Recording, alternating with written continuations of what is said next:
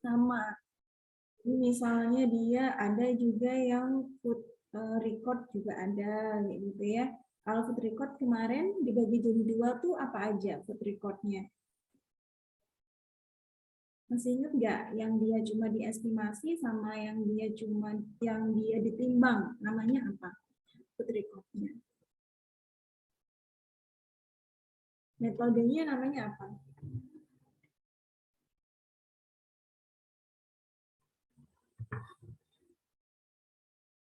Ini masa sudah lupa nih sama yang kemarin nih. Jadi kalau yang dia ditimbang ya namanya weighing food record. Kalau yang dia dikira-kira gitu ya pakainya pakai URT, jadi dia nggak pakai ditimbang. Yang nimbang itu petugasnya gitu ya, bukan yang nimbang petugasnya, yang mengestimasikan gramnya itu petugasnya, itu namanya estimated ya gitu. Di tingkat rumah tangga pun nanti juga ada food record, tapi dia di tingkat rumah tangga gitu ya. Nah, jadi ini apa saja nih survei tingkat rumah tangga ataupun tingkat nasional itu dia bisa pakai metode apa saja. Gitu. Nah, kalau kemarin kita belajar yang individual, tentunya tujuannya memang untuk mengetahui kan ya. Jadi untuk mengetahui dia rata-rata konsumsinya sehari itu berapa, kebiasaan makannya itu berapa. Nah, kalau di tingkat rumah tangga itu dia lebih ke ketersediaan juga. Jadi karena dia satu keluarga ya, terus nanti dia dirata-ratain, dilihat dari jumlah anggota keluarganya dibagi, misalkan sehari dia konsumsinya misalkan 9.000 gitu. 9.000 kilokalori itu dibagi dengan jumlah anggota keluarganya. Nah, itu juga bisa melihat ketersediaan pangan di tingkat rumah tangganya itu berapa. Nah, yang pertama itu adalah food account. Jadi teman-teman yang food account gimana? Ada kesusahan dalam mencari sumber? Mungkin kita sumbernya juga sama ya. Jadi food account ini dia mengetahui jumlah makanan, minuman yang dikonsumsi dalam skala rumah tangga. Nah, ini menurut apa yang disediakan di rumah tangga, bukan menurut apa yang sering dikonsumsi di luar. Jadi kalau food account itu dia apa yang dikonsumsi di rumah tangga. Jadi kalau teman-teman misalkan beli kayak gitu, belinya di luar ya, bukan beli terus dimakan di rumah gitu, bukan ya. Jadi beli dimakan di luar, nah dia tuh nggak masuk ke perhitungan, nggak masuk di data, nggak masuk di datanya food account gitu. Jadi misalkan sehari gitu ya, ternyata pas waktu siangnya teman-teman itu makan di luar kayak gitu. Nah, itu nggak dimasukin makanan itu karena yang cuma dimasukin itu adalah makanan yang dimakan di rumah atau disediakan di rumah tangga. Nah, tujuannya itu dia mendeteksi, jadi mendeteksi availabilitasnya, untuk mendeteksi ketersediaan pangan di rumah tangganya itu cukup atau tidak nih di tingkat rumah tangga. Gitu. Jadi karena kan dibagi dengan jumlah anggota keluarga ya, jadi kita bisa mengira-ngira nih, misalkan 9.000 kalori, terus ternyata dia anggota keluarganya 3 gitu ya, sudah dewasa 9.000 dibagi misalkan 3 kayak gitu, 3.000 kayak gitu per orang. Nah, kita bisa menyimpulkan bahwasanya asupannya ini berlebih gitu. Asupannya berlebih bisa jadi ini ketersediaan pangannya itu sebenarnya cukup, cuma dia untuk misalkan dia pengolahannya kayak gitu ya, tinggi minyak kayak gitu yang bisa meningkatkan kalori. Nah, misalnya seperti itu.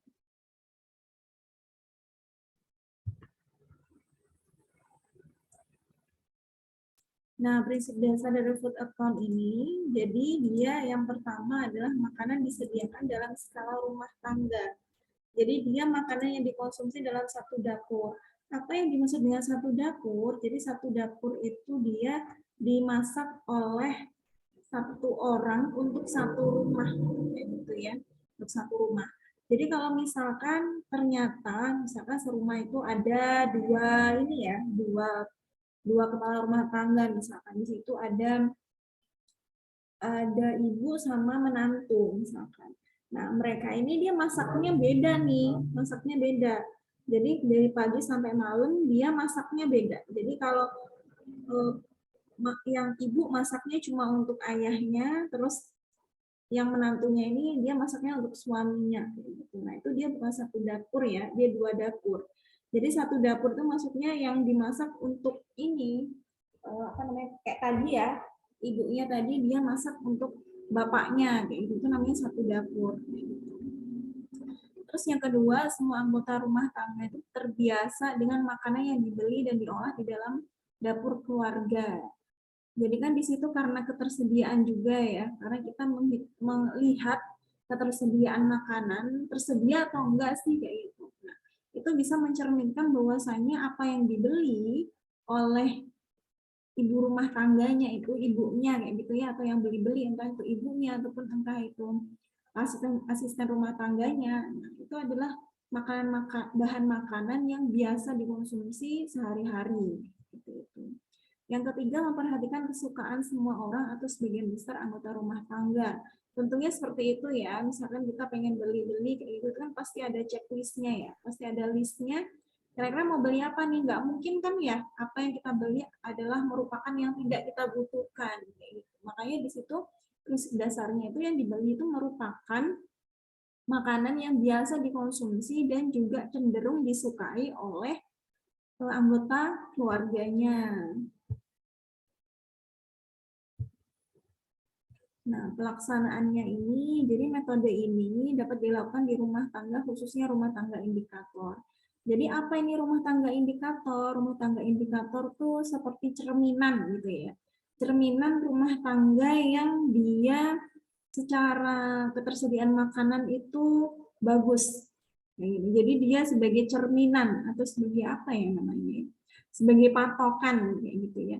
Jadi misalkan nih ya, rumah tangga indikator ini dia mengalami kekurangan makan. Gitu. Jadi nanti dia di rumah tangga lain pasti otomatis dia mengalami kekurangan makan. Jadi seperti itu. Jadi dia sebagai patokan nih. Kalau di rumah indikatornya aja dia kekurangan makan, pasti di rumah tangga lain yang dia bukan sebagai indikator, dia pasti kekurangan makan. Kayak gitu.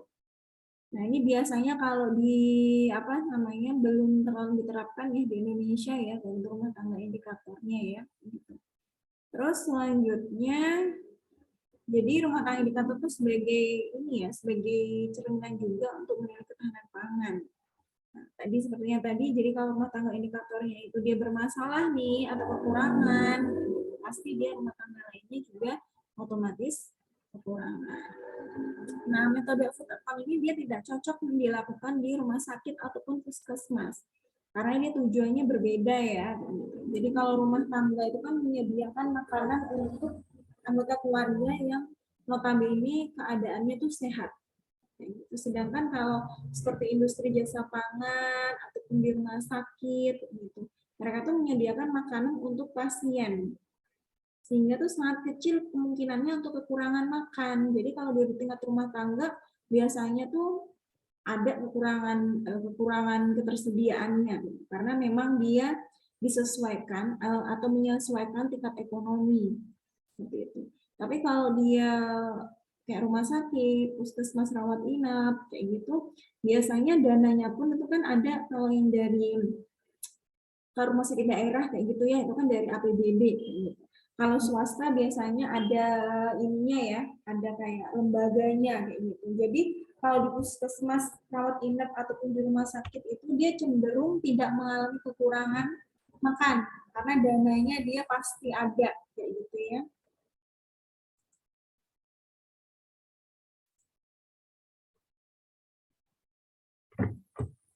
Nah, yang kedua food record. Jadi kalau kemarin sudah belajar yang individual itu weighing sama estimated.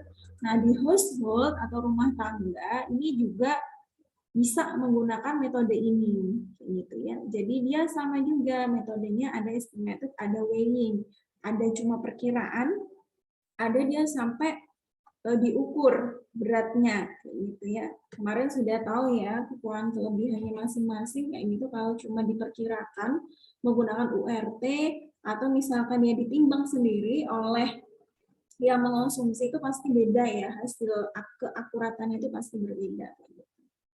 Nah, prinsipnya ini dia mencatat makanan yang dikonsumsi oleh semua anggota keluarga dalam satu formulir pencatatan yang telah disiapkan oleh peneliti. Jadi di sini tentunya kalau kemarin kalian masih ingat ya, jadi di briefing nih sama peneliti kayak gitu untuk cara pengisiannya itu seperti apa. Kalau estimated tentunya cuma di ini doang, apa namanya, di estimasi URT-nya kayak gitu. Kalau untuk yang ini ya, yang weighing pasti mengukurnya makanan awal dikurangi makanan yang sisa, gitu ya. Misalkan dia memang sisa. Kalau tidak sisa berarti makanan yang awal tadi digunakan sebagai makanan yang dikonsumsi. Nah, hal-hal yang perlu dicatat ini nanti dia mengenai bahan makanan yang dikonsumsi. Jadi, misalkan ada menu ya, terus dia bahan makanan misalnya nasi pecel gitu. Jadi nanti tuh ada sambal kacangnya, terus ada kecambahnya, ada bayamnya gitu misalkan ya. Metodenya juga dinasikan. Jadi dia direbus atau dikukus kayak gitu. Jumlah porsinya tentu ya sama merek dan harga. Ini biasanya kalau harga opsional ya. Sedangkan kalau merek ini cuma sebagai pembeda aja supaya kita bisa tahu apa namanya kandungan energinya itu berapa. Gitu. Misalkan kalau kemarin kita membandingkan ya, gitu. Mie goreng kayak gitu, Indomie sama mie sedap gitu, bisa jadi dia ada kandungan gizinya yang berbeda. Walaupun gramnya misalkan yang satunya 80 gram, yang satunya 85 gram kayak gitu. Nah, tapi di situ pasti ada yang beda nih, entah itu dari lemaknya ataupun proteinnya itu berbeda. Jadi pas waktu nanti ketika sudah cleaning data ya, dimasukkan di Nutrisurvey kayak gitu, nah yang memasukkan ini dia nggak bingung nih, gitu ya, untuk memasukkan kandungan gizinya tuh dia nggak bingung, gitu. Untuk input food makanan yang barunya itu dia nggak bingung. Nah, langkah metode whole food report ini tentunya yang pertama tadi, peneliti tadi memberikan briefing ya. Jadi memberikan briefing kepada yang mengonsumsi atau respondennya. Bagaimana cara pengisiannya. Kalau yang dia food report, weighing food report bagaimana, kalau dia estimated food report itu bagaimana. Nah, di sini responden mencatat dan melaporkan semua makanan yang dikonsumsi.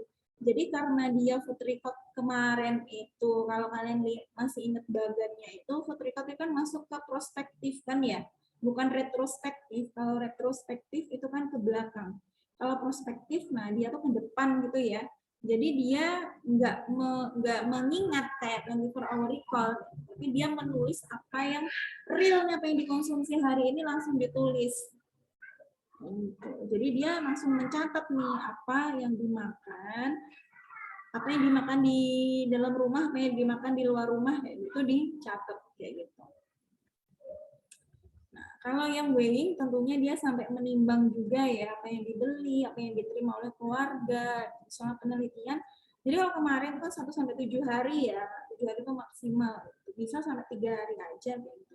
Makanya kalau kekurangannya itu dia bisa terlalu lama gitu. Karena kalau pengen bagus ya bisa sampai 7 hari untuk mengetahui konsumsi makanannya di tingkat rumah tangga. Gitu. Nah, ini kalau weighing juga, jadi kalau makanannya sisa tentu dia di awal sebelum makan itu harus ditimbang. Ditimbangnya pun bukan kayak nasi, terus nasi pecel sama lauknya, terus piringnya ditimbang gitu enggak. Jadi tetap dia misah-misah, gitu ya. Makanya ini perlu komitmen ya, karena memang agak lama, masa sebelum makan harus ditimbang-timbang dulu, gitu kan ya. Jadi perlu kerjasama dan komitmen dalam melaksanakan survei ini ya bagi respondennya kayak gitu. Nah, ini mencatat yang dimakan ya. Jadi yang dimakan keluarga itu yang makan awal tadi dikurangi dengan makanan yang sisa.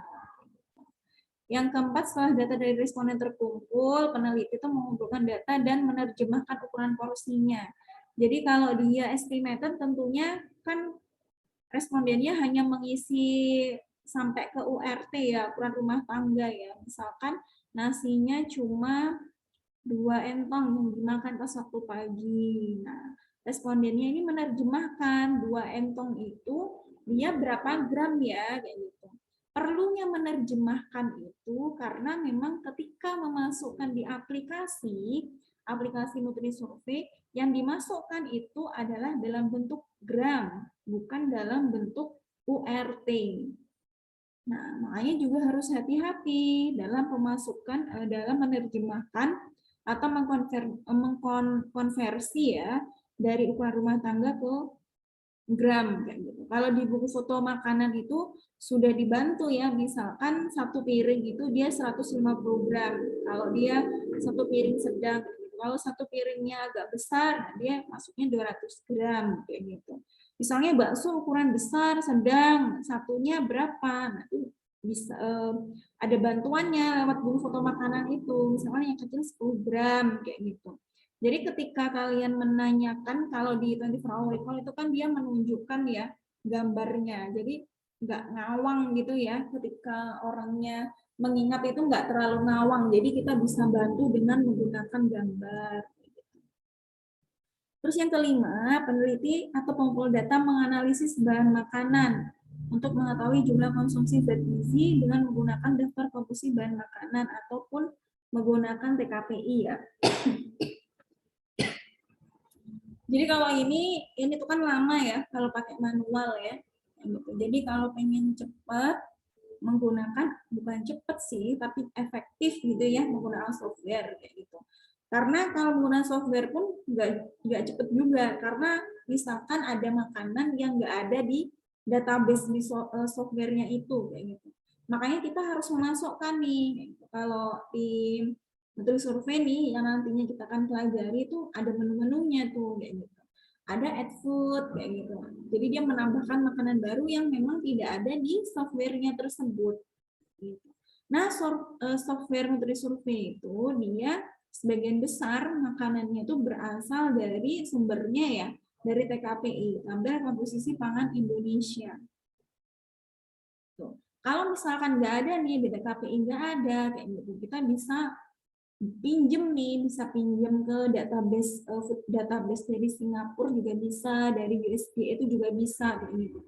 Tapi makanannya yang mendekati, jadi yang penampakan dari segi makanannya mendekati ya, misalkan Indonesia itu kan kalau kalau dengan Singapura itu kan mendekati ya, makanya pendekatannya itu milih daerah atau negara yang dia dekat dengan Indonesia, karena makanannya pun mungkin beberapa masih ada yang sama kayak gitu ya.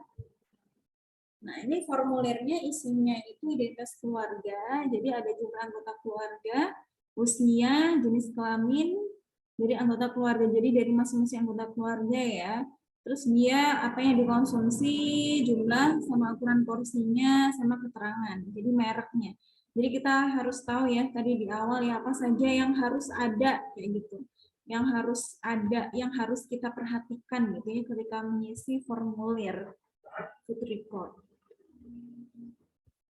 Nah, ini formulirnya ya.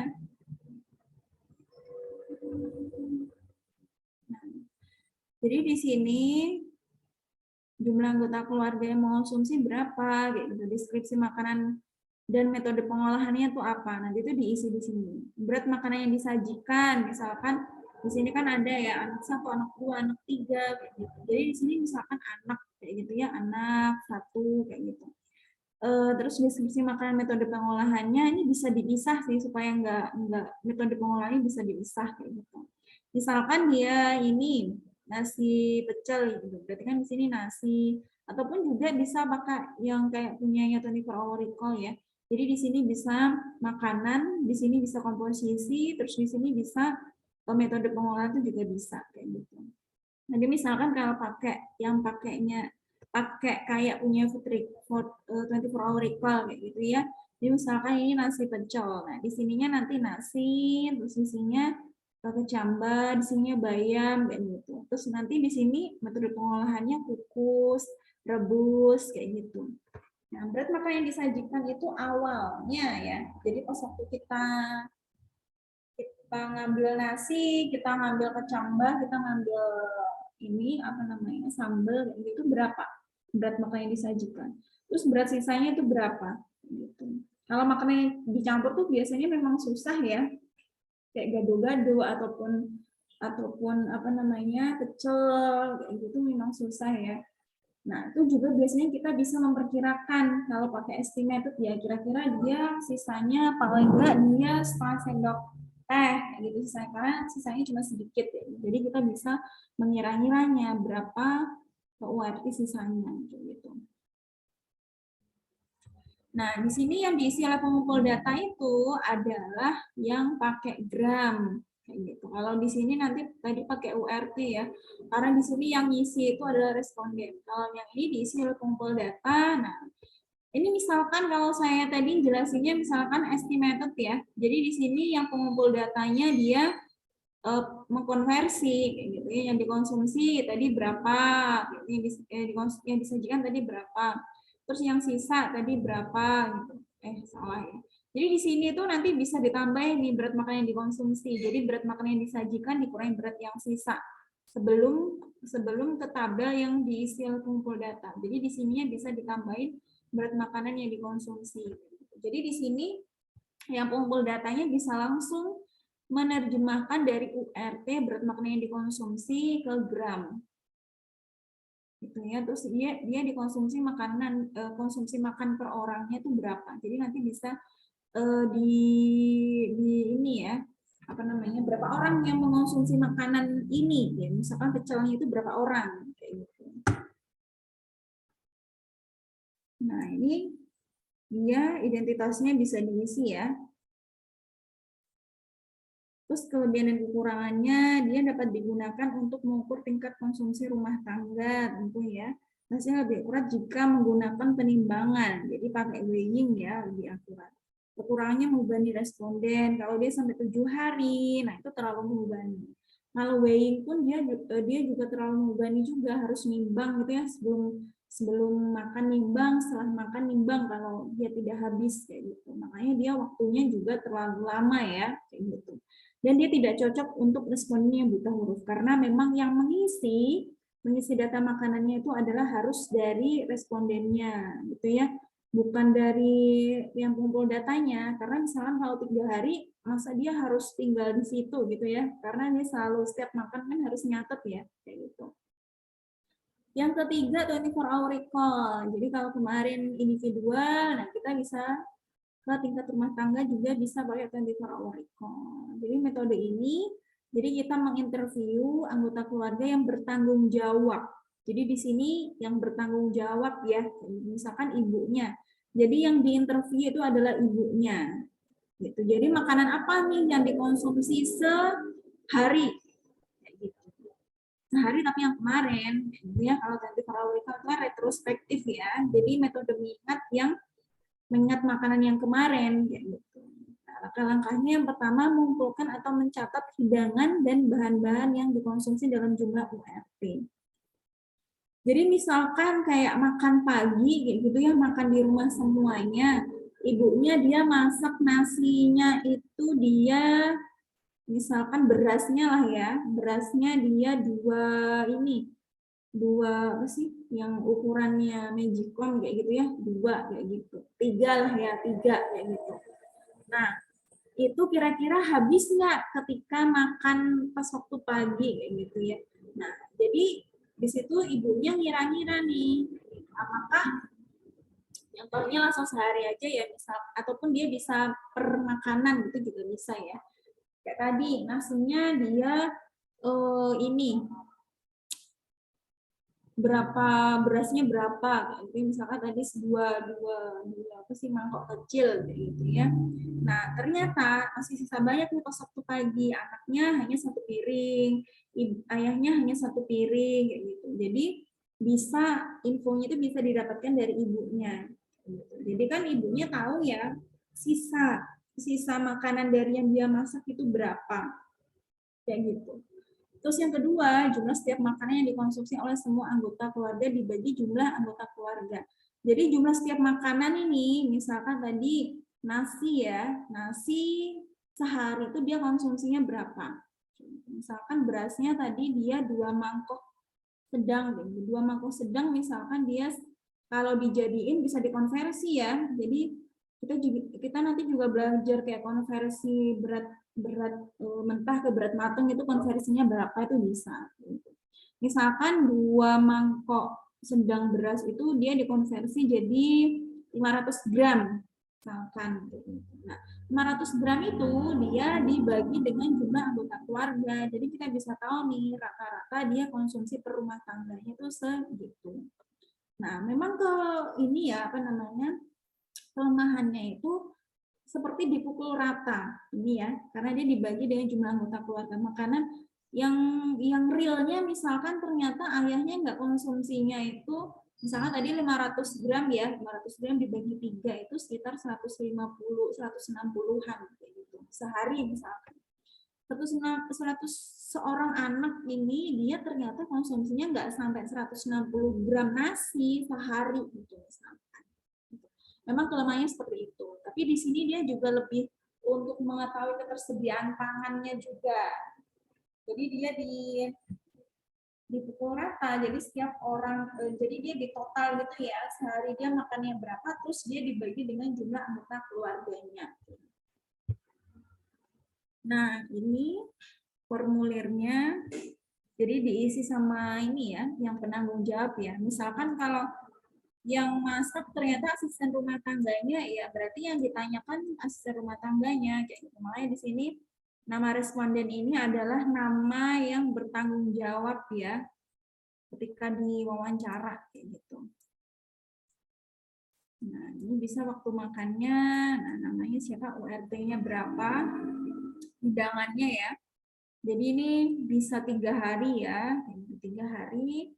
Jadi nama makanannya tuh apa, URT-nya berapa, ini bukan nama orang ya. Jadi dia tuh nama makanannya ya. Nama makanannya tuh apa, URT-nya tuh berapa, estimasinya berapa. Nah, ini bahan makanannya.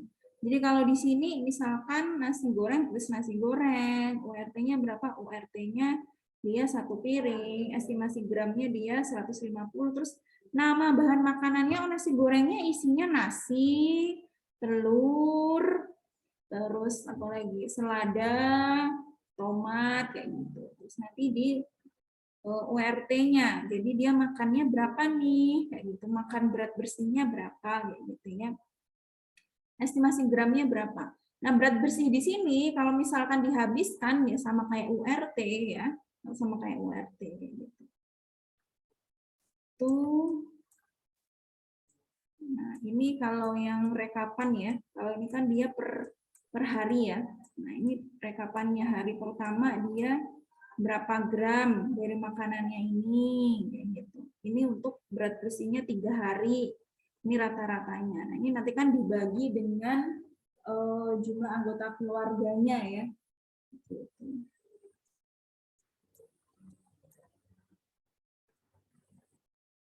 Sebelum ke ini koreksi, faktor koreksi ada yang mau ditanyakan?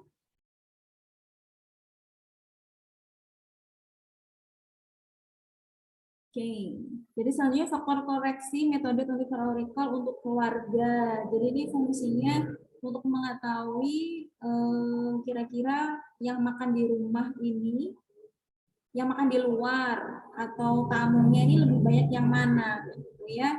Ataupun dia juga bisa untuk mengetahui ya ini ya, sama lah ya, dia yang dimakan tamu sama yang dimakan di luar itu dia seberapa. Nah, ini dia sama porsinya ya. Jadi orang yang makan di luar sama dia tamu ya, tamu yang makan di rumah kita gitu, itu terhitung sama porsinya dengan yang dimakan anggota keluarga di dalam rumah. Gitu. Jadi nanti ada 2 metode ya faktor konversi ya. Sebenarnya sama ya. Jadi kalau hasilnya nanti sama, tapi ada yang dia dibagi per waktu makan. Gitu. Tapi sebenarnya ini jarang sih digunakan ya. Gitu. Tapi ini bisa jadi koreksi aja gitu, untuk dia tahu berapa koreksi yang makan di luar sama makan di sama tamunya itu berapa. Gitu. Nah ini F-nya faktor koreksinya. D itu day ya, jumlah hari recall day. frekuensi, F jumlah anggota keluarga, N itu dia jumlah anggota keluarga yang makan di luar rumah selama survei, F-nya itu tamu yang ikut makan dalam rumah subjek selama survei. Nah, nanti bentuk tabelnya seperti ini nih. Jadi nanti kita ngisinya, nanti ada contohnya ya. Misalkan ini di pagi hari, hari pertama nih nggak ada tamunya nih, sama nggak ada anggota makan di luar, anggota keluarga yang makan di luar kayak gitu. Berarti ini dinolin. Kalau misalkan di sini ada tamu nih, pas waktu siang ini ada tamu, jadi berarti dipilih satu. Terus tamunya satu nih, tamunya satu, terus dia ikut makan pas waktu siang, jadi di sini dipilih satu. Terus pas waktu hari kedua, nah ini ada tamu lagi nih, terus ikut makan, tamunya ada dua, nah terus di sini dua. Jadi misalkan terus siang ini dia ada anggota keluarga yang makan di luar, gitu ya, ditulisnya ini satu. Hari kedua juga anggota keluarganya yang satu makan di luar ditulis satu. Jadi keterangannya ini keterangan orang ya, keterangan orang yang dia makan di luar ataupun yang jadi tamu kayak gitu. Jadi keterangan orangnya ya, jumlah orangnya. Yang kedua tuh meal equivalent proportion. Jadi hampir sama kayak tadi, cuma dia diproporsiin. Jadi dibagi makan pagi, dia proporsinya berapa, siang berapa, malam berapa. Jadi proporsi ini tuh dia menyesuaikan kayak jumlah makan gitu kali ya. Jadi pagi tuh dia lebih sedikit ya biasanya konsumsi makanannya ya, gitu. Walaupun tiap orang itu preferensi untuk makannya beda-beda ya jumlahnya ya. Ada yang dia paginya mungkin lebih besar ya dibandingkan siang gitu. Tapi rata-rata untuk siang sama malam ini lumayan besar ya kayak gitu. Jadi pakai proporsinya ini gitu. Nah, ini seperti yang tadi juga, misalnya sebelumnya, nah, orang yang dia makan di luar, jadi anggota keluarga makan di luar itu, dia dianggap sama porsinya dengan yang makan di rumah. Jadi nanti hasilnya itu persen kan ya, nanti itu bisa tahu kira-kira sehari itu dia konsumsi berapa gitu, anggota keluarganya. Kalau belum dicontoh, pasti bingung ya hasilnya. Nah, ini rumusnya. Jadi K itu jumlah anggota keluarga dikalikan surveinya ya. Misalkan biasanya ini per faktor konversinya dia per ini ya, per hari survei kayak gitu. Jadi misalkan dia anggota keluarganya 2, jadi 2 dikali hari pertama survei berarti 2 kali 1. P1 ini apa? Hidangan pagi. Jadi berarti ini pagi, siang sama malam. Jadi 0,2 tambah 0,4 tambah 0,4 gitu. Terus ini dia KP, jadi ini P pagi, S siang, M malam ya, kayak gitu. Jadi dia ini jumlah anggota keluarga yang makan pagi selama hasil survei. Jadi jumlah anggota keluarga yang makan itu berapa dikalikan dengan proporsi makan pagi. Jadi 0,2 gitu. Ditambah dengan dia ada nggak sih tamu kayak gitu ya. Tamunya ada nggak sih yang makan di sini pas waktu pagi kayak gitu, dikalikan dengan jumlah proporsi hidangan pas waktu pagi gitu ya. Ini tamu ini ya, apa namanya, pagi, siang, malam. Kalau KM jumlah keluarga yang makan selama hari survei ya. KM ini yang malam ya.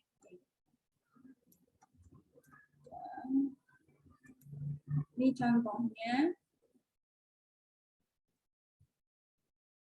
Jadi ini bisa pakai rumus 1 dan juga rumus 2 ya. Jadi survei konsumsi keluarga dilakukan di desa Y menggunakan metode food recall 24 jam selama 3 hari tidak berturut-turut, atau biasanya bilangnya non konsekutif ya, karena memang recall 24 jam itu nggak boleh konsekutif, nggak boleh berurut-urut, itu nggak boleh, karena dia tidak menyimpulkan akhirnya ya kalau berturut itu kebiasaan makannya tuh tidak mencerminkan kebiasaan makannya, makanya ini tidak berturut-turut. Misalkan kalau ini kan 3 days ya, 3 hari, 2 harinya weekday gitu ya, Senin sama, dan diambil harinya tuh Senin sama Rabu misalkan, terus weekendnya itu di hari Sabtu gitu misalkan. Nah Nah, ini hari Selasa, Kamis, Sabtu, kayak gitu ya. Dia jumlah anggota keluarganya 3, ayah, ibu, dan balita. Ayahnya bekerja 6 hari seminggu, hari Senin sampai dengan Sabtu. Selama survei, ayah tidak pernah di rumah pada siang hari karena dia bekerja. Jadi dia skip ya makan siangnya gitu selama survei. Terus pada survei konsumsi pangan hari Selasa ada 2 tamu nih yang ikut makan pada siang dan malam. Kebiasaan makannya dia 3 kali sehari, jadi pagi, siang, sore ya. Nah, hitung faktor koreksi dari rumus MEM sama MEP. Jadi ini ya, jumlah anggota keluarganya, D itu hari surveinya, F frekuensinya, dia makannya berapa kali, M jumlah anggota keluarga yang makan di luar, V-nya jumlah tamu. Nah, ini pakai tabel yang tadi ya, yang ini. Nah, jadi tamu yang ikut makan tadi kan nggak ada ya. Tamu yang ikut makan tadi cuma pas waktu siang, cuma pas waktu hari Selasa. Nah, tamunya tadi pas waktu hari Selasa, dia ngikut makannya itu pas waktu siang sama malam. Tamunya tadi ada 2 ya, berarti di sini 2 dan 2. Terus ayahnya selama hari survei, pas waktu siang hari dia nggak makan nih, berarti ditulis 1, 1, 1. Karena cuma ayahnya aja kan yang nggak makan. Terus baru kita masukin di sini. Harinya berapa hari surveinya? 3. Frekuensi makannya berapa? 3. N jumlah anggota keluarganya 3. Terus ini D-nya yang ini ya, 3 kali 3 kali 3. Terus ini dikurangin 3. Itu dia adalah ayahnya yang makan di luar. Ditambah dengan tamunya plus 4. Jadi dia hasilnya adalah 0,96 atau 96%. Nah, interpretasinya tuh seperti ini. Jadi nilai FK-nya itu 0,96 ya. Jadi pangan yang dikonsumsi oleh anggota keluarga ini hanya 96%. Jadi hanya 96% gitu. Jadi ini kan tadi dikurangin ini ya, dikurangin yang anggota keluarga yang di rumah, yang makan di luar rumah sama tamunya gitu. 96% kayak gitu. Jadi misalnya hasil food recall 24 jamnya itu dia 6.000 kilokalori ya. Jadi misalkan dia 6.000 kilokalori kayak gitu.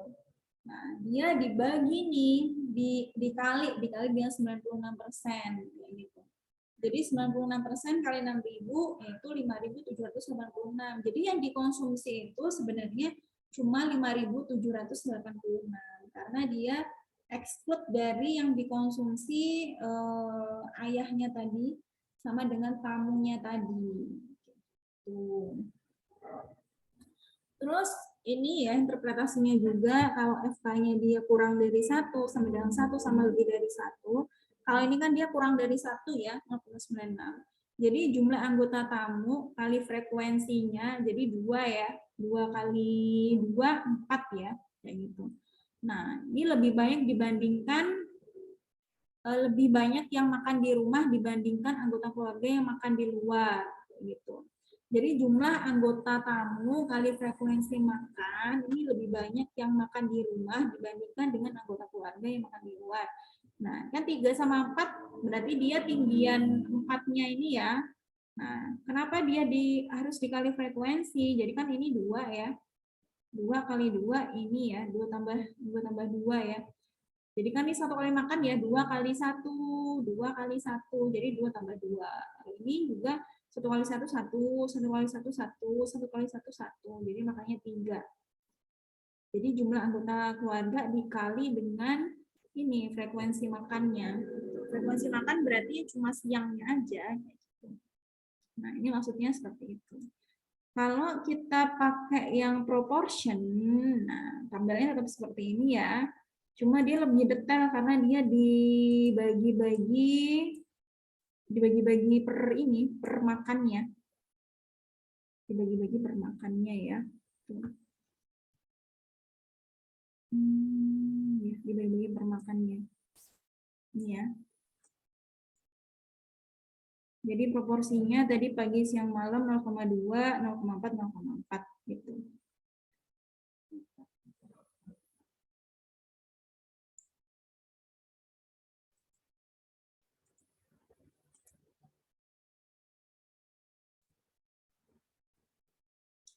Nah, ini nanti mengikuti ya kalau untuk makanan yang lain ya. Gitu. K tadi dia jumlah anggota keluarga dikali hari survei ya. Karena ini dia dibagi-bagi per hari, berarti dia 3 kali 1. Jadi dia 3. Terus proporsinya berapa? 0,2, jadi pagi, siang, malam. 0,2, 0,4, 0,4. Terus ini dia K-nya pagi, ini K-nya siang, K-nya malam. Kayak gitu. Berarti dia kan 3 kali 1 kayak ini ya. 3, terus ini yang makan itu kan cuma ini ya, cuma 2 orang ya, gitu. Yang siangnya makan cuma 2 orang kan ya, gitu. Jadi ini 2 kali 0,4, ini 2 kali 0,4 gitu. Terus yang ini malam dia makan semua kan ya, dikali dengan 0,4. Terus ini dia TM tadi apa ya? TM tadi adalah apa teman-teman? Lupa.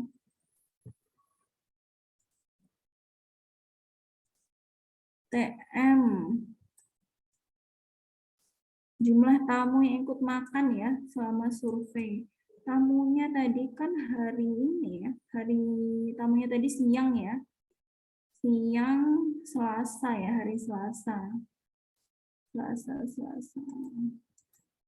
Nah, ini berarti ditambah tamu nih, 2 dikali 0,4. Jadi Selasa itu kan tamunya makannya siang sama malam ya, kayak gitu.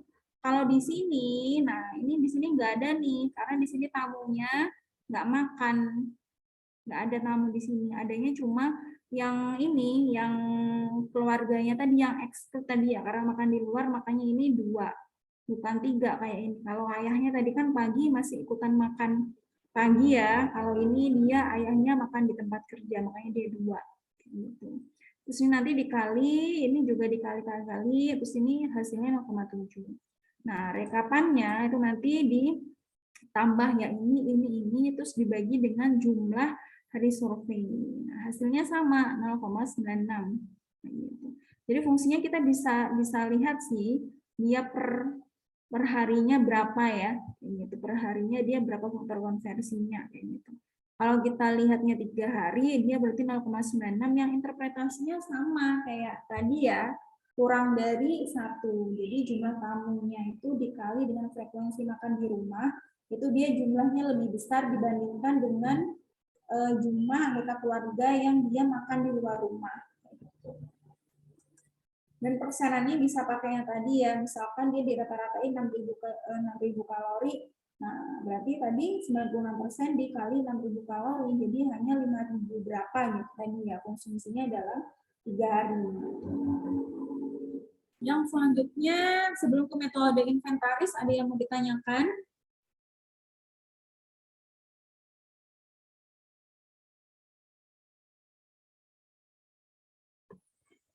Soalnya metode inventaris, jadi seperti logbook ya. Jadi dia menulis atau mencatat semua makanan gitu ya, yang diterima, dibeli, diproduksi, yang terbuang karena dia busuk atau dia dikasih sama orang lain atau dikasih ke binatang gitu, itu dihitung semuanya.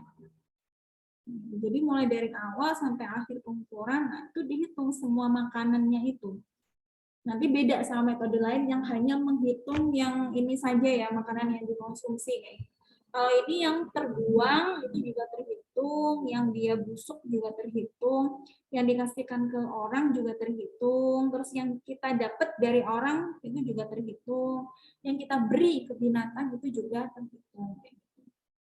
Nah, ini pencatatannya ini dapat dilakukan oleh petugas atau responden. Jadi karena memang nyatet semua makanannya ya, jadi kalaupun nanti responden, petugasnya ini harus briefing dulu ke respondennya, gitu. Jadi harus dilatih dulu ya, gitu. Dan kalau misalkan yang ngisi responden, tentu dia respondennya ini yang tidak buta huruf, karena memang harus nulis ya atau nyatet ya. Nah, ini yang pertama, langkah-langkahnya catat dan timbang semua jenis bahan makanan yang ada di rumah pada hari pertama survei. Jadi semuanya itu ditulis makanannya beserta dengan ini ukur. Jadi dia diukur juga. Jadi kan tadi sudah dicatat ya, ditimbang terus dia diukur. jadi ini sama ya, timbang sama ukur bahan makanannya. Jadi semuanya juga. Jadi yang di dalam sama di luar rumah ya, yang didapat di luar rumah, nah itu dihitung ya. Yang makan di luar rumah juga dihitung juga, kayak gitu. Kalau misalkan belum bisa ngukur, berarti dia pakai estimasi, kira-kira dia berapa URT-nya, kayak gitu. Terus yang ini, yang diberikan kepada orang lain, ataupun yang rusak, ataupun yang tadi diberi ya, ke binatang, nah ini dia harus dihitung juga, kayak gitu. Terus yang keempat, catat ukur semua bahan makanan yang dia ada di rumah pada hari terakhir survei. Jadi sebenarnya pengen tahu nih kira-kira yang tersedia terakhir di pas waktu hari terakhir di rumah ini sisanya berapa nih, kayak gitu. Terus yang kelima, hitung berat bersih tiap-tiap bahan makanan yang digunakan keluarga selama survei. Jadi berat bersihnya berapa? Misalkan pas waktu hari pertama itu dia ada ketela ya, misalkan ada ketela, dia ada 4 bonggol, kayak gitu ya, misalkan URT-nya 4 bonggol. Sampai hari terakhir ternyata dia sisanya 1 bonggol. Berarti berat bersihnya untuk bahan makanan ketela itu adalah 3 bonggol yang dikonsumsi ya, kayak gitu. Jadi karena ini yang digunakan berarti yang dikurangin sisa ya, berarti yang pertama tadi dikurangin yang sisa hari terakhir itu tadi. Gitu. Ini untuk identitasnya juga bisa diisi ya. Terus hitung rata-rata konsumsi keluarga atau ini kalau pengen mengetahui konsumsi per kapita ini bisa membagi konsumsi keluarga dengan jumlah anggota keluarga. Gitu. Jadi misalkan konsumsi keluarganya itu adalah sehari gitu ya, misalkan dia 5.000 ya gitu ya. Nah, itu dibagi jumlahnya ternyata itu ada 4, berarti 5 bagi 4 itu adalah konsumsi per kapita. Jadi rata-rata konsumsi keluarga. Nah, instrumennya sebenarnya ini instrumennya juga sama ya. Jadi bisa untuk food record juga bisa digunakan, untuk inventaris juga bisa digunakan gitu. Yang pertama kuesioner. Jadi kuesioner itu kayak tadi ya, tabel itu namanya kuesioner. Alat timbangnya. Jadi ini kan dia diukur ya dari hari pertama sampai hari terakhir itu sisanya berapa. Jadi untuk memudahkan bisa menggunakan alat timbang sama URT, ukuran rumah tangga. Jadi dari sendoknya kita bisa matok nih kira-kira yang digunakan sendok ini kayak gitu. Kita juga bisa punya menggunakan buku konversi URT ya, misalkan 1 piring itu dia berapa gram kayak gitu untuk memudahkan gitu ya. Selain kita bisa menggunakan alat timbang ya. Kelebihan kekurangannya dia hasilnya akurat ya, karena dia ditimbang juga, karena mempertimbangkan sisa juga. Kekurangannya, petugas harus terlatih dalam menggunakan alat ukur dan formulir pencatatan. Ini tidak hanya petugas ya, respondennya juga, misalkan yang mengerjakan respondennya juga harus dilatih kayak gitu. Respondennya terlatih tentu juga berasal dari petugasnya terlatih juga. Kalau petugasnya nggak terlatih, ya respondennya nggak bisa, ya dia petugasnya nggak bisa ngelatih kayak gitu.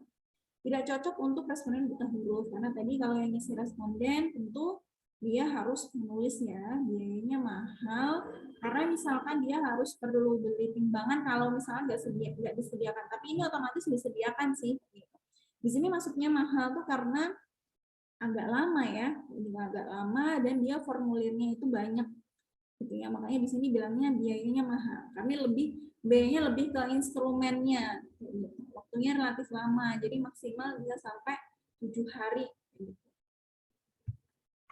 Yang selanjutnya food list recall ya, food list. Jadi dia mencatat makanan sampai 7 hari ataupun sampai 4 hari juga nggak masalah ya ini ya. Ini jumlah makanan yang dikonsumsi masing-masing anggota keluarga baik di rumah maupun di luar rumah. Jadi jumlah semua bahan makanan yang diperoleh ya gitu. Tapi ini berbeda dengan yang sebelumnya, yang inventaris tadi. Kalau ini untuk makanan yang terbuang, yang rusak, yang diberikan binatang itu dia tidak dicatat. Jadi hanya di list makanan yang dikonsumsi saja ya. Nah, alat bantunya sama, dia bisa pakai food model juga bisa, tapi agak mahal ya kalau food model ya, kayak gitu. Bisa pakai buku foto makanan juga bisa. Gitu. URT, kuesioner terstruktur. Jadi kuesioner itu tidak hanya dia cuma tabel ini ya, tabel bahan makanan yang tadi sebelumnya tadi, tapi dia juga bisa ini gambaran umum dari respondennya itu seperti apa. Misalkan ekonominya, terus dia status infeksinya, kayak dia ada diare atau enggak selama 2 minggu terakhir, kayak gitu. Terus identitasnya, misalkan dia tingkat pendidikan juga bisa, terus jenis pekerjaan itu juga bisa. Gitu. Karena memang kita tujuannya biasanya kan menghubungkan ya, misalkan tingkat ekonomi dengan asupan. Nah, kan tentu kita harus tahu data mengenai tingkat ekonomi dari tingkat rumah tangga tersebut untuk menghubungkan ke konsumsinya tingkat rumah tangga itu seberapa. Nah, untuk kelebihan dan kekurangannya, jadi kelebihannya, jadi dia relatif murah ya, karena hanya membutuhkan waktu yang singkat, jadi bisa sampai 7 hari ataupun bisa sampai 3 atau 4 hari ya. Kekurangannya kurang teliti karena berdasarkan estimasi atau perkiraan. Jadi dia mentoknya pakai URT gitu ya, food list-nya gitu. Sangat subjektif karena diisi oleh responden, jadi tergantung kejujuran. Jadi dia perlu kerjasama ya tentunya ya, dan juga perlu komitmen juga. Gitu. Makanya kalau diserahkan ke responden ini, petugasnya tuh harus sering-sering menghubungi ya, misalkan Bapak sudah ini belum mencatat makanan untuk hari ini, atau mengingatkan Bapak jangan lupa Pak ya, nanti untuk makan siangnya dicatat Pak ya, kayak gitu. Jadi perlu dimonitoring terus ya, kayak gitu, karena yang mengisi kan responden ya, tentu bisa juga respondennya itu males gitu ngisinya, ataupun kelupaan ya udah, terus akhirnya diundur-undur gitu misalkan, ya udah nanti aja lah ngisinya, terus habis itu lupa, terus dia ngisinya itu ya udah seadanya, tak isi ngawur aja lah, nggak apa-apa kayak gitu. Itu makanya perlu komitmen ya kayak gitu. Dan biasanya juga bisa ngasih ini juga sih reward gitu ya ke bapaknya. Jadi bisa bilang ke bapaknya, Bapak setelah survei ini nanti Bapak akan diberikan reward gitu ya. Supaya memang bapaknya bisa bekerja sama kayak gitu. Ini sangat tergantung pada daya ingat responden ya. Ini ya, misalkan tadi ya, dia makan di luar, kayak gitu. Terus dia nggak cepet-cepet nyatet, kayak gitu. Makanya dia lupa, gitu. Akhirnya dia diawur-awur, jadi ngawur gitu yang isinya. Gitu. Tadi tingkat rumah tangga, ada yang ditanyakan, survei tingkat rumah tangga.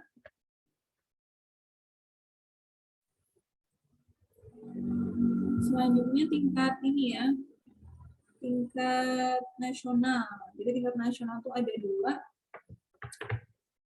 NBM atau food balance sheet ya, sama survei pasar gitu.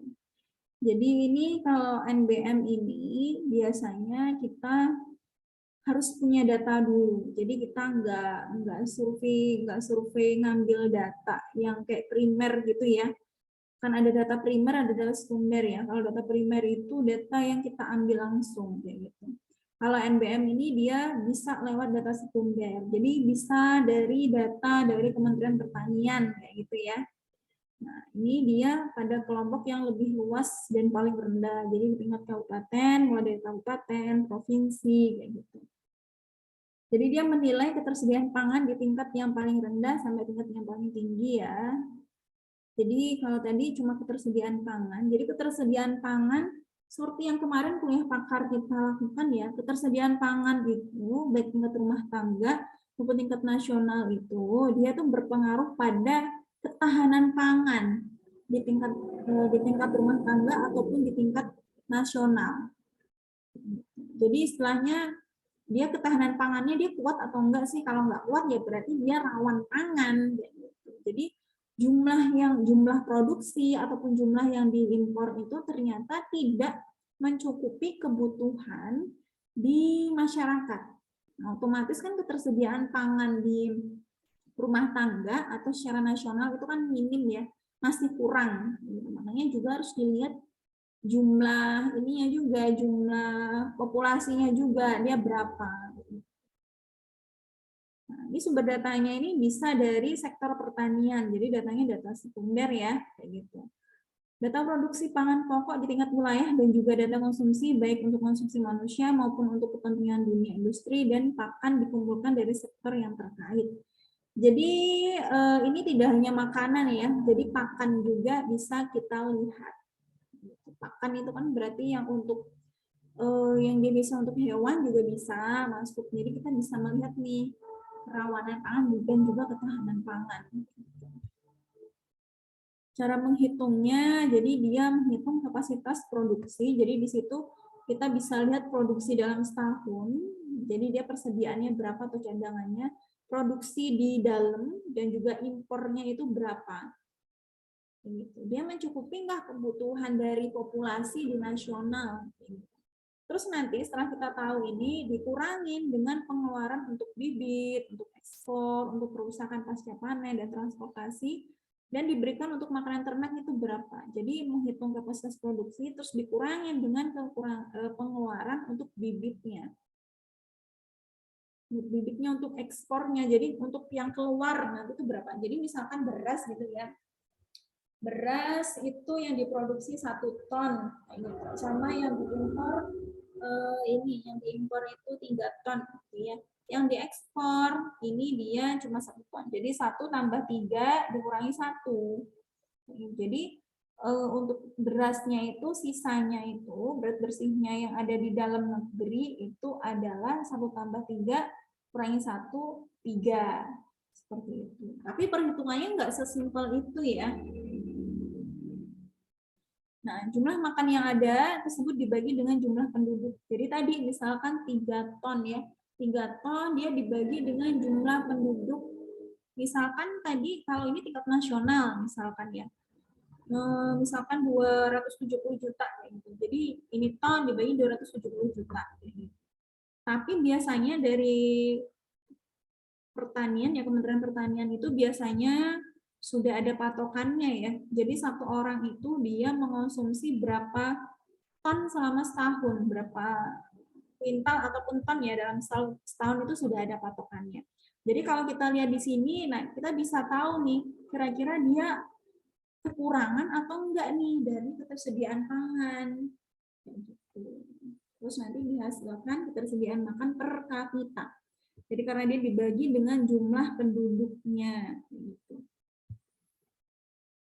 Penggunaannya, jadi dia bisa menentukan kebijakan ya di bidang pertanian seperti produksi, bahan makanan, dan distribusi. Jadi misalkan tahun kemarin kayak gitu, ternyata dia produksinya kurang nih, kayak gitu. Di produksinya kurang, jadi hasilnya harus impor nih, harus impor banyak kayak gitu.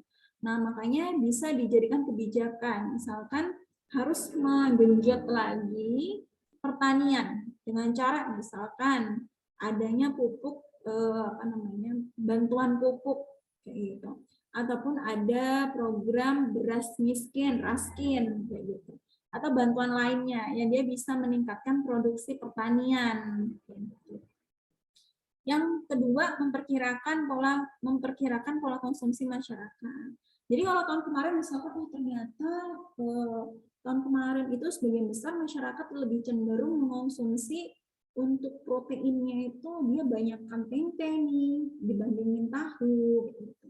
Jadi kita bisa tahu oh pola makannya ini dia lebih condongnya ke tempe nih dibandingin sama tahu gitu. Jadi kita juga bisa menilai juga untuk kedepannya kita bisa nyetok nih untuk kedelainya gitu atau untuk kacang hijaunya jadi bisa ditingkatkan produksinya lagi. Mengetahui perubahan pola konsumsi. Jadi misalkan dilakukan dalam beberapa tahun gitu kan ya. Jadi perubahan pola konsumsi itu tidak hanya kita lihatnya 1 tahun 2 tahun. Jadi misalkan dia minimal 5 tahun kayak gitu ya. Jadi ada perubahan pola konsumsi. Di tahun 2000 misalkan masih konsumsi distribusinya sayur, buah masih tinggi nih kayak gitu. Distribusinya masih tinggi, produksinya tinggi, distribusinya tinggi, distribusi ke masyarakat maksudnya. Terus ternyata di tahun 2005 produksinya tinggi, tapi dia distribusinya sedikit nih. Masyarakatnya sudah beralih ke makanan-makanan yang olahan, gitu misalkan. Kita jadi tahu nih, oh ini ada perubahan pola konsumsi. Ini kita bisa menghubungkan, misalkan ada riset ya, riset mengenai entah itu dia penyakit yang tidak menular gitu ya, PTM penyakit tidak menular, ataupun dia kejadian underweight ataupun stunting kayak gitu. Bisa kita hubungkan dengan konsumsi serat. Gitu, itu bisa. Terus yang terakhir, membandingkan tingkat ketersediaan pangan antar negara. Nah, ini biasanya juga dibandingkan ya, gitu. Supaya kita bisa ini ya, melihat kira-kira negara mana nih yang berhasil mengatur ketersediaan pangan di tingkat nasional itu negara mana, terus bagaimana caranya, gitu. Jadi kayak sharing gitu ya. Ini kelebihan sama kekurangannya. Jadi kelebihannya memotret kondisi ketersediaan pangan di skala makro ya. Jadi di kabupaten ataupun di provinsi ataupun di nasional. Jadi dia bisa mengetahui ketersediaan pangannya. Bisa digunakan untuk ketahanan pangan yang rendah. Gitu ya. Jadi mengevaluasi dia penyediaan makanan penduduk. Jadi tadi yang sebelumnya tadi yang ini ya. Jadi di sini bisa memperkirakan karena dia bisa ini ya, sebelumnya dia tahu gitu gimana produksi distribusinya kayak gitu. Jadi untuk kedepannya dia bisa untuk mengevaluasi keberlanjutan penyediaan makanannya. Jadi apakah dia harus meningkatkan produksinya, apakah harus meningkatkan impornya dengan program-program apa dari pemerintah.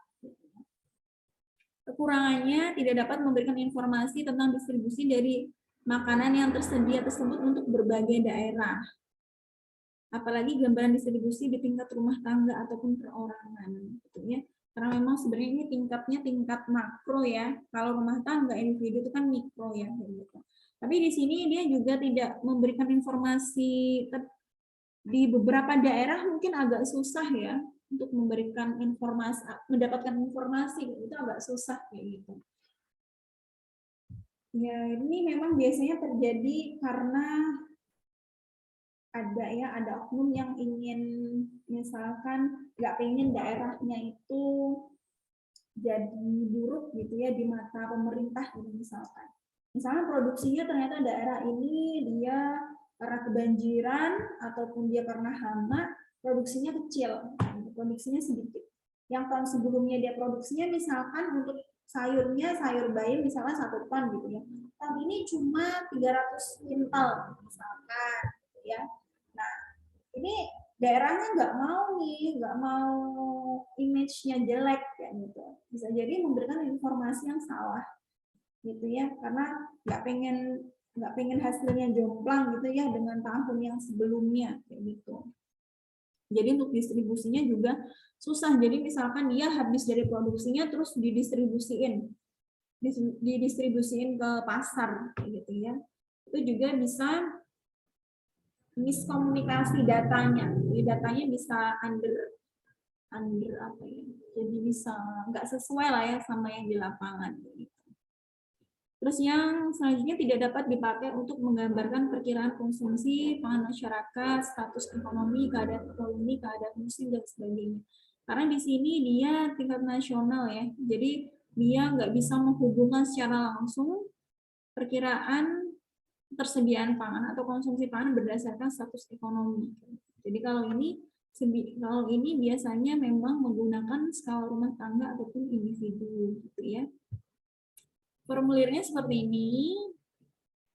Jadi dia di sini ada produksi, ada pemakaian dalam negeri, ada ketersediaan per kapita. Jadi kalau ketersediaan per kapita itu kan dibagi ya, dibagi per tahun, per hari kayak gitu. Nah, ini nanti dia jenis bahan makanannya misalkan nasi, masukannya dia berapa, produksinya berapa, terus dia keluaran yang didistribusikan itu berapa gitu ya. Terusnya ada perubahan stok atau enggak, impornya dia berapa ton gitu. Jadi data-data ini dia dilihatnya, kita ngisinya itu dari data yang di input ya oleh Kementerian Pertanian. Jadi kita bisa lihat datanya. Yang terakhir ini adalah survei pasar atau market database. Jadi ini hasil survei penjualan di pasar perdagangan secara nasional dalam unit dan harga penjualan, dapat juga dalam bentuk label makanan.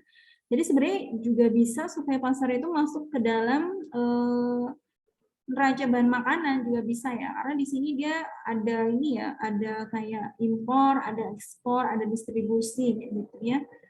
Nah, tujuannya ini menganalisis tren. Tadi juga NBM juga tren juga ya, tren perubahan pola makan. Nah, kalau di sini dia tren dari pembelian, sebenarnya juga sama ya. Tren pembelian tadi juga sama kayak tren pola makan ya. Kalau misalkan dia tadi yang biasanya makan sayur, terus dia tahun 2005 dia jadinya shift ya, jadi move gitu atau berubah berubah ke lebih ke pangan yang olahan gitu.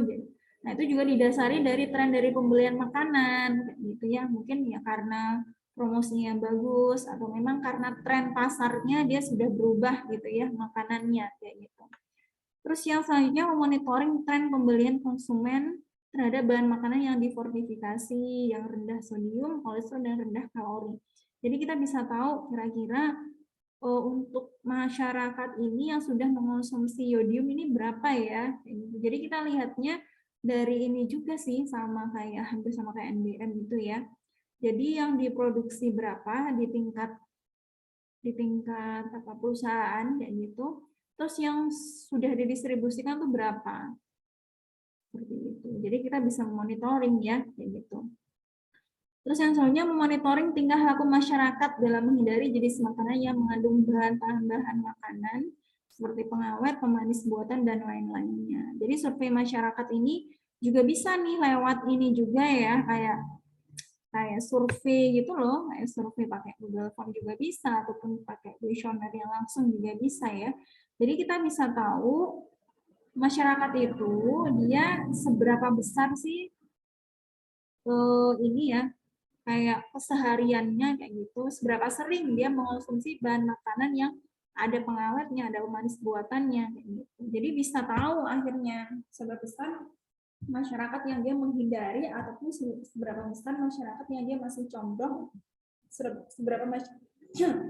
seberapa besar masyarakat itu dia condong masih mengonsumsi makanan yang dia berpengawet atau dia ditambahin pemanis buatan atau mungkin borax gitu juga, formalin gitu juga bisa. Yang terakhir mengukur dampak dari peringatan yang tertera dalam label makanan. Nah, kalau di dalam label makanan itu kan ada peringatan ya. Peringatannya misalkan kandungannya, biasanya kalau di komposisi makan, ya, komposisi di daftar nutritional fact ya, komposisi zat gizi kayak gitu. Nah, itu kan biasanya ada rinciannya ya, lemaknya berapa, terus dia natriumnya berapa, gitu. Nah, biasanya tabel peringatan di sini maksudnya itu dia tuh tinggi lemak atau enggak. Jadi biasanya kalau di Indonesia belum banyak sih, namanya itu like apa ya? Kayak warnanya, jadi dia pakai warna lampu lalu lintas. Jadi ada warna merah, kuning, hijau, yang dia tabel kotak-kotaknya itu ditaruh di kemasan yang di depan. Jadi namanya front of packaging, FP apa ya bahasa Inggrisnya. Jadi dia ditaruh di depan. Jadi cuma ada beberapa zat gizi aja. Jadi yang ada tuh misalnya natrium, kolesterol, lemak juga ya. Jadi cuma beberapa zat gizi aja yang bisa ada di depan, yang ada yang di sebelahnya ini loh berat, yang kalau biasanya neto sama bruto, neto ya, neto beratnya itu kan biasanya di kiri ya, di bawah. Nah, peringatannya itu juga biasanya di kanan pojok gitu, biasanya kotak atau bentuk segitiga itu juga bisa gitu, like apa ya, front of package FOP, front of packaging FOP. Jadi FOP-nya itu dia ada warna misalkan hijau itu dia berarti misalkan serat gitu ya, berarti dia tinggi serat gitu. Merah ini agak ini ya, harus diwanti-wanti, misalkan dia lemaknya merah gitu. Atau dia kolesterolnya atau natriumnya dia merah kayak gitu, berarti dia tinggi natrium ataupun dia tinggi lemak. gitu. Nah, fungsinya itu adalah untuk orang yang dia mempunyai kecenderungan atau resiko terhadap penyakit tertentu. Jadi makanya teman-teman yang di sini anak gizi ya, nah, harus pintar baca label ya. Entah itu label makanan itu kan tidak hanya nutritional fact ya. Jadi label makanan itu dia nama makanannya itu masuk label makanan. Terus dia expired, halal, terus dia alamat perusahaan, berat bersih, kode produksi, ingredient, nutritional fact, gitu. Terus dia informasi kesehatan atau informasi gizi, misalkan ya tinggi vitamin A, tinggi kalsium, itu namanya dia informasi kesehatan, kayak gitu.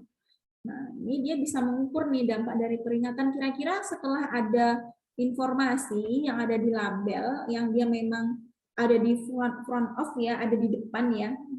Memang belum semuanya, biasanya beberapa produk Indomaret itu yang label Indomaret itu ada ya. Saya biasanya pernah lihat ya, biasanya itu sudah ada FOP-nya kayak gitu.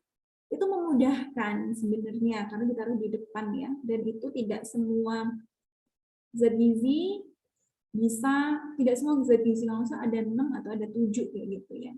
Dan bisa yang bisa ada di FOP gitu. Jadi seberapa besar nih orang-orang ini dia bisa apa sih namanya? Bisa menghindari ya, misalkan dia berisiko ya menghindari dari makanan yang dia tinggi garam misalkan, itu tinggi gula gitu, atau tinggi lemak gitu. Jadi bisa diukur dari survei pasar. Gitu. Dari sini ada yang mau ditanyakan teman-teman?